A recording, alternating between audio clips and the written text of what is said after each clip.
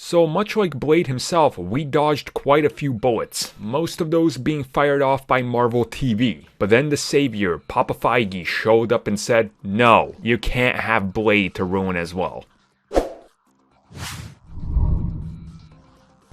So as we recently found out from the new Blade himself, things were happening with Marvel TV. Mahershala was like, yeah, there was things going on. He was, of course, in Luke Cage, and he openly talked about that, and he openly asked them about Blade. But as it turns out, he wasn't gonna be Blade because Blade was seeing movement on Marvel TV. And since he was already Cottonmouth on Luke Cage, he was out of that part. But then he continued to hear stories, and he continued to hear about what was happening and what was being said. And as we know by now from previous stories that have been said and how things ended up playing out, Kevin Feige ultimately told Marvel TV and everybody, no, you can't do Blade. I'm gonna do Blade. Because Mahershala showed up on his front doorstep and said, I want to be Blade.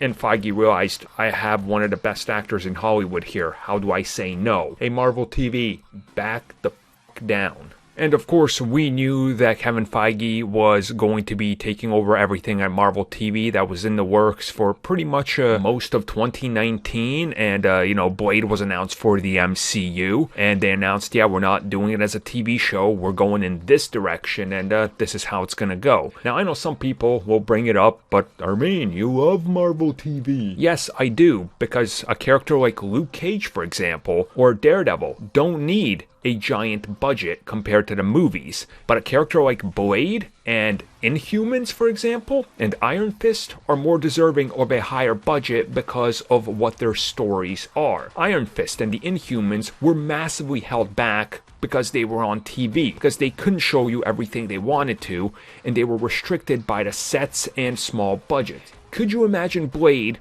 as a vampire-filled TV series? It could work, maybe, but again, it's Marvel TV. It will never be part of the proper MCU. Had it come out years ago on Netflix, it'd be canceled by now, even if it was on Hulu or wherever. They would have had to cut corners. And if you guys have seen Guillermo del Toro's The Strain, which was on FX by Fox, it was a great vampire show. With one problem, they had to cut around corners, so a lot of times you didn't see many vampires at all in any episodes, and sometimes it took episodes upon episodes to get any action. Again, this is the same thing for Marvel TV like Runaways and Cloak and Dagger. Those were perfect as TV series because you didn't need giant budgets, but could you imagine something like Avengers as a TV series on ABC? Of course not. That would never work. There's no money there unless you want to cut every corner possible and then everything ends up looking like the CW crossovers where it's claymation looking CG. I don't think anybody wants that. So just remember, next time you leave out cookies and milk for Santa, leave some extra cookies for Papa Feige for saving Blade. And Spider-Man with the best live action Spider-Man. Oh no, here comes the brigade.